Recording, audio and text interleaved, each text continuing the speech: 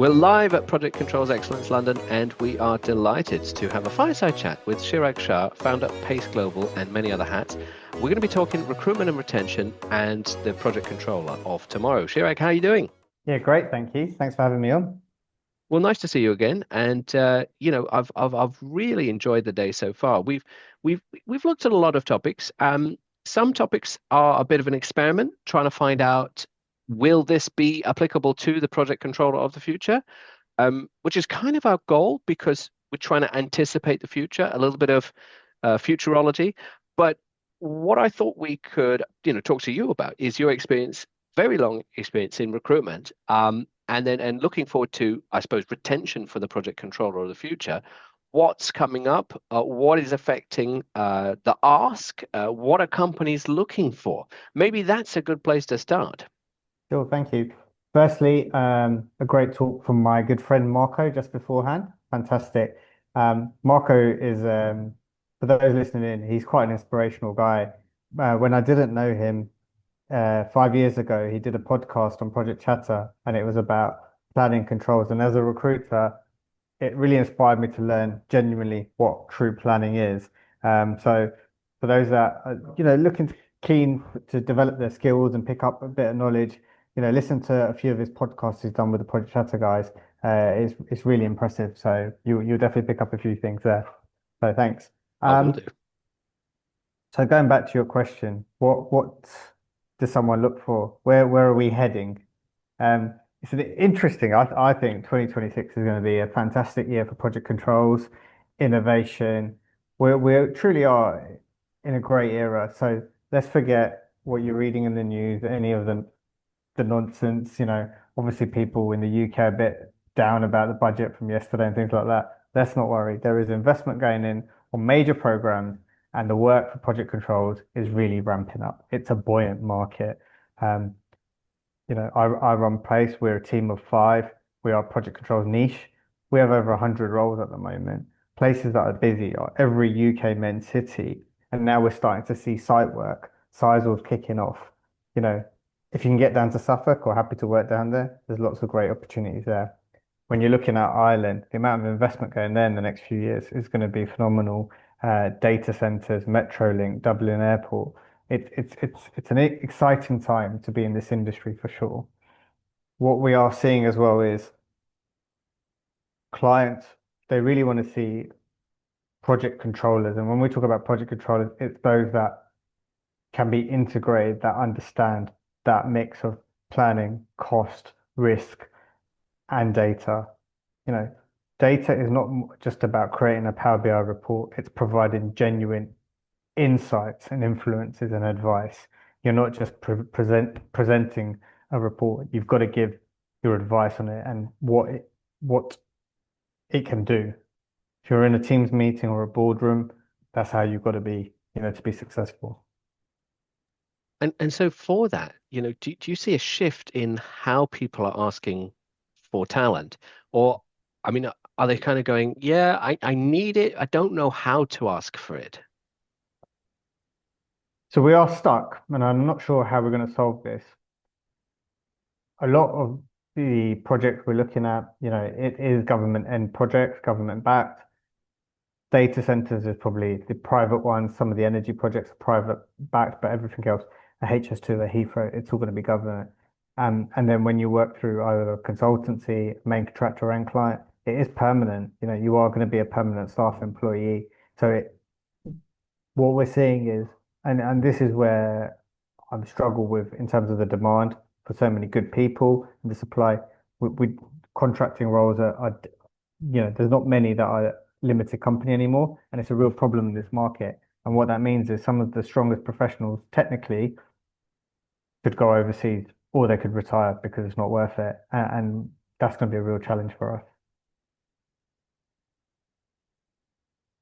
Yeah. So, but the way that the roles are being asked for, are they taking account of a need for data skills? Or are they literally saying, show me a seasoned project planner, job done, I'm happy? Or have the Right. requirements actually changed? Sure. So it'd be interesting if we have this conversation probably 2 or 3 years' time. What we're seeing now is project controls teams are growing, and they are incorporating specialist data scientists into their team that will support that. You still have the traditional planning role is 100% there. Is the most it's the most volume, yeah. So if I'm saying I've got 100 roles, probably got 60 to 70 of them are going to be fairly traditional P6 planning roles. Then the ask is not yet for a P6 planner with data at the science level. They are wanting planners who have the data analytical skills, and Power BI was desirable, it's pretty much essential now as a tool set. Um, but we're seeing growth more where there are more job disciplines coming in. And what about this kind of specter that is bumbling all over LinkedIn, and even we've looked at it today, that says, "Oh, AI will eradicate the traditional controller because if it's just about graphs and reporting, that can be automated." I feel that's too simplistic, but I don't know. What are your thoughts on that kind of thing? Again, we are seeing companies like Plan Nodes and Links, who have, they've created a lot of this software to enable that. It's having the right people on the ground to enable that, to put that into place. And again, I think we're not there yet. And it's in general life, in all walks of life. AI is meant to replace so many things by 2030. Um, it's going to take a long time. It's still going to take a long time. And that's why I said 3, 5 years time, this conversation could be very, very different. But right now, it's going to be for the project controller of today to upskill. It's like learn about this, see where you can bring it into your world and your workplace and what you can do. And if because of the project you're working on, you can't use it in your day-to-day work, in the background, on the side, learn it because you're going to need it at some point in the next few years. No, that's good to hear because again, we had that debate. Do we want the singular individual that's omnipotent? Well, if we had one, is it scalable? So I don't know. But rather someone with awareness of different sectors. And sectors that we've talked about today include sustainability, include risk and security, include IT. And then a bit later, we've got a very niche one on facades. But I feel that it's an exposure rather than a skill set. But then that's kind of difficult for you as a recruiter, I would imagine, to to quantify. If they had a certificate that said, "Yes, I have the sustainability exposure certificate," then great. But how do you measure that extra appreciation for a field? I tell you what it's more about today is still where our struggle is about getting the right attitudes, right enthusiasms. We've, you know, the post-COVID world was great in terms of hybrid working flexibility and things like that. But we have got a pushback now. People want to see their staff in offices, on site, but we still got the beauty is 99% of employers, 2 or 3 days on site, there is flexibility. You're not rushing in the same way you were before. If you need to drop your children off to school or pick them up, it's fine. So is where I'm bringing it back to is you talked about certificate. No, it's about having some genuine technical skills, but more importantly, having the right behaviors. That's what they're looking for more than anything else. Everything else, sustainability, things like that, that depends on what people's values are and can be taught very easily. And I guess if you were doing executive search and you were headhunting and you're like, wow, you are the premier project controller here. I'd love for you to look at this other role. That seems like a clear-cut case. But if that's not who you're looking at, um, how do you assess that? How do you assess that attitude? I think it's proof, isn't it? If you're looking for the top project controls managers around, at that level who are going to lead a program, it's more than technical. It's going to be behaviors. How do you manage a team? What's your leadership qualities about? And it's assessing that more than anything. What are your success stories of mentoring? How have you brought grads through? Who have you promoted and trained and developed? What are your success stories? That's the important side. I like that. Yeah, because then then you can then in turn say to the company, look, I've found this person, and this is Their everything they've. core achievements. And Yeah. going back to the original part of the conversation, what have they done? Are they bringing, initiatives? Are they bringing Mm. digital into play? Are they looking at the data analytics side? What are they doing with AI? Because if you're at the top of your game, you need to have that, at the forefront. And earlier we had a session on sustainability, and the question came up, well, metrics are hard. Um, you could count carbon, but metrics are hard. What kind of additional fields do you think are particularly attractive right now? Someone in the audience earlier said, "Is oil and gas at the forefront of everything?" Like, do you find that perhaps employers are saying, "I want project controllers that have that forefront oil and gas experience"? What is particularly Of course. working at the moment? So oil and gas is actually it's on a massive downer at the moment, especially the EPC market. So we're seeing, the situation with Petrofac, not great. Wood, Worley, Fleur, they're all in redundancy talks or, consolidations and things like that. Where the buzz is going to be data centers, very busy, a lot of investment going on there. Defense, if you have the ability or had security clearance, you're going to do well. If you've worked in oil and gas, because you have that feed experience and the EPC experience, these sectors are going to love you. Pharmaceutical as well, they're all embrace it.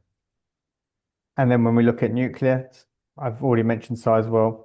It's going to be such a big program. You've got an office in London, you've got Suffolk. They've just opened an office in Manchester. They've opened an office in Bristol. Just today, I was talking to a director, and he was lamenting the lack of good estimators in market. Mm. And estimating has almost been a bit of a forgotten need in recent times. Since COVID, everyone's been desperate for risk people who can run QRAs, and estimating seems to have gone in the background, I feel. Whereas now, we're seeing a bit more of an uptake on that. Yeah.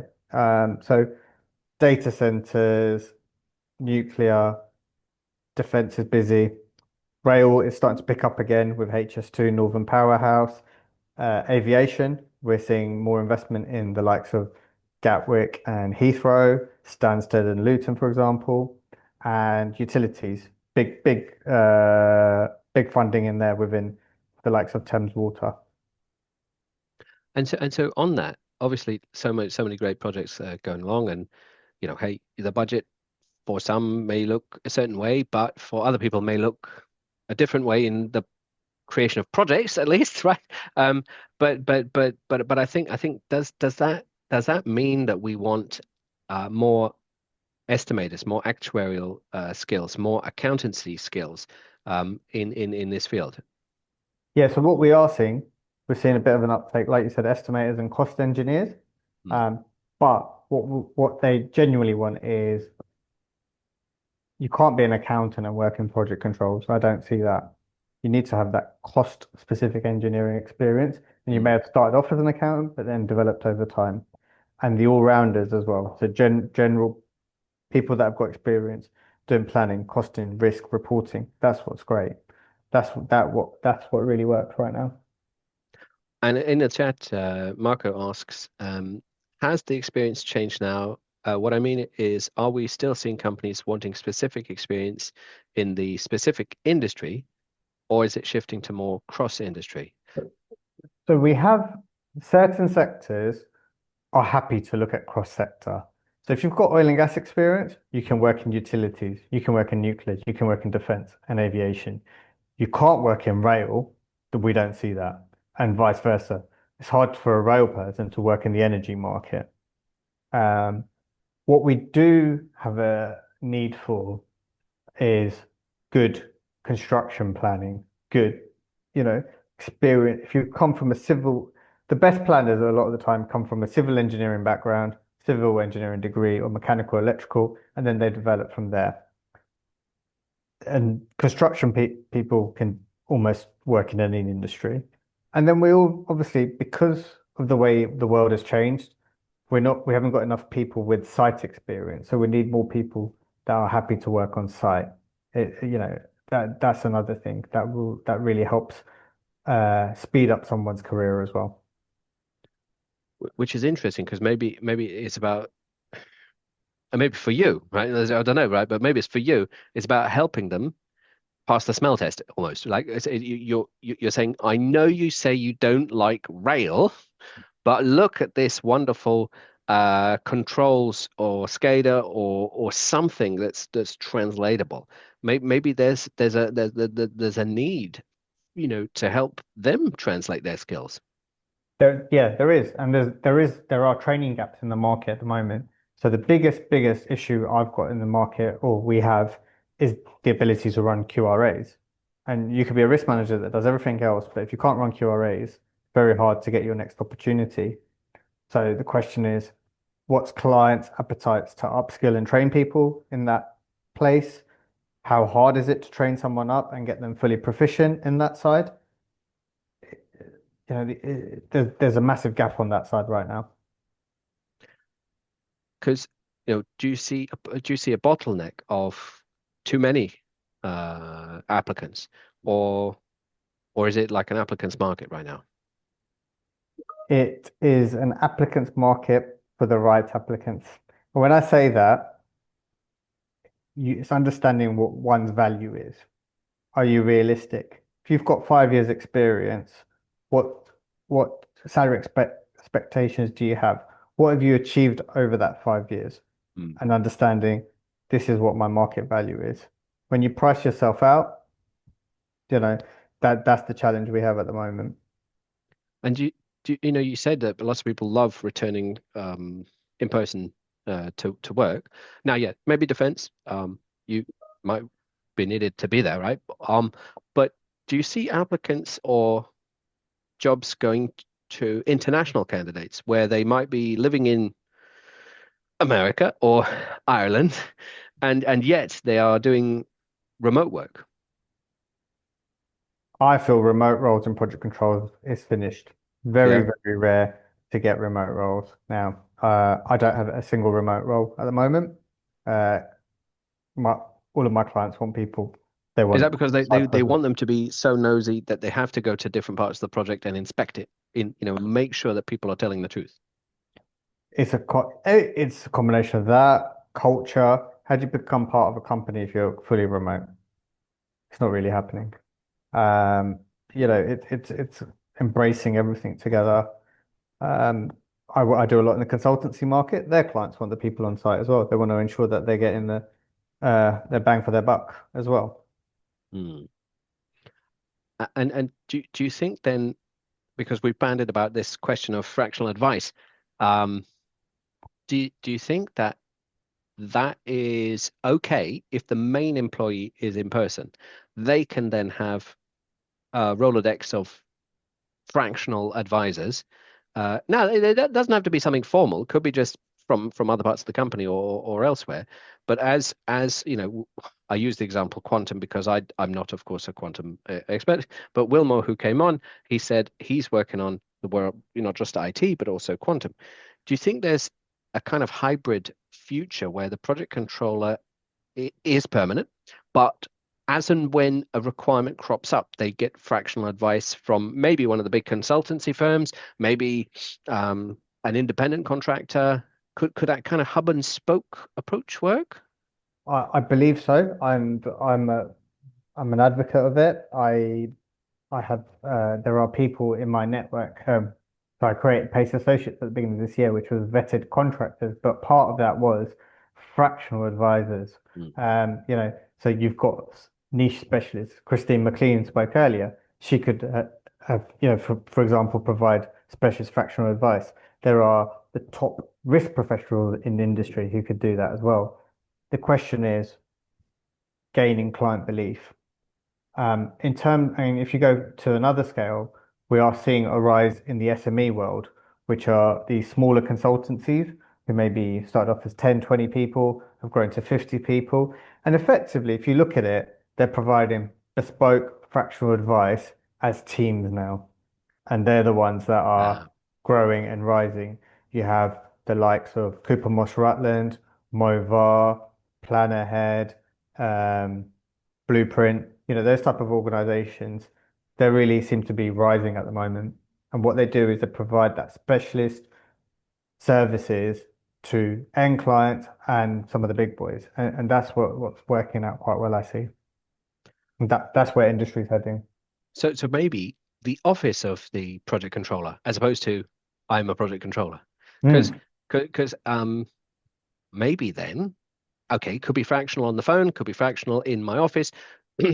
I could have a legal project controller or a a lawyer who knows about project controls. I don't know. They could sit next to me, and it kind of elevates the role in that regard. Yeah, and we're gonna see the role evolving again. So I think the next 5, 10 years, project controls teams are going to look different. They've stayed traditional for a long time. We didn't have reporting analysts really before. Reporting analysts are now a core part of it. Data scientists are coming into it, and it's going to continue to evolve and grow. I like it. I like it. Well, in that regard, do you think we should continue this line of questioning? If we repeat this event, for example, do you think we should seek out the super project controller, or do you think perhaps we should look more closely at tech that affects them? And it's a bit of chicken and egg, but like where could we go if we ran a session like this again? Should we look at I, the tech angle or the professional? I'd be interested to know your view. What is it? If you can define a supercontroller, what does that mean to you? So okay, this is what I tried. I'll answer it by doing this. In the IT space, we asked the question about a super engineer or a super security architect, for example, based on the expectation but from the business for them to do more and be more and take on more. And I thought, let's apply it here based on the fact that projects are more complex, more digital. And so I thought perhaps the super project controller idea, which is fictitious, it's just a thing, could grapple with this expectation that we want them to be proficient in more and more fields, from sustainability to tech to materials to accountancy to risk. And so I thought that perhaps either we're going to develop another career pathway where we expect them to be absolutely special, or we go down this route of their core skill set plus fractional advice. That is, in truth, what I thought we could explore. For me, it'd be very hard how you could become that project controller because you need to be an expert in X, Y, Z. Mm, Just not enough capacity to do that as a human. Um, yeah, AI can help, of course. We could maybe get there soon. We talk about like Stephen Bartlett, like CEO podcast talks about billion-dollar companies, with just 5 people, 10 people. So yeah, that's kind of where you're looking at going, the same principles.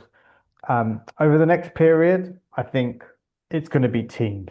You're going to mm, have still project controls lead. Your super controller is the project controls manager, and under him is the team of the planners, the cost, the risk, the reporting, the data. That's yeah, that's where we're at the moment. Over time, are we going to see teams get smaller because of the use of AI? Yes, but the question is when, not. yeah, yeah. So perhaps we could explore the super team. Yeah, because hey, there are lots of other comic book teams available, but traditionally these superheroes kind of come as a team in some series. So why not? We could look at the team of super project controls. Maybe I have to get the analogies a bit straighter, but that's perhaps where we could focus next time. Yeah, and like I said again, we cannot forget the basic principles. How do you schedule? How do you run a risk register? How do you, cost load, things like that. It's again, people coming through need to need to earn their spikes, as you call it. The first few years are really learning those basic principles.